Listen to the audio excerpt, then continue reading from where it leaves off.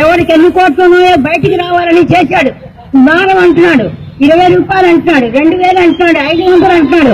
ఇవన్నీ గంగలో పోయమంటున్నాడు. వాడు అమ్మ మొగుడు సాయ డబ్బు పోయడానికి వాడు అమ్మ నిలదు కదా, ఎక్కడ అమ్ముకో గణించుకున్నారు. మీరెంతమంది ఏమైపోతారని. అందుకోసం మళ్ళీ వాడు మారుస్తాడా? పేరు మారుస్తాడు. వాడు బుద్ధిందా లేదా? గవర్నమెంట్ ఎలా చేశాడు, ఎందుకున్నాడు, కారణం ఏమిటి వాడు తెలుసుకోవాలి కదా.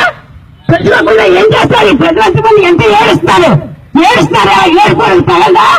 విధవా దరిద్రం ఉండే కొడుకు, అలాంటి విధవరా గంజా కొడుకులు అంతమంది గవర్నమెంట్లోనే అలా మీరు చెప్పది తప్పుందా? వాడు చేశాడు ఈ పనంతా.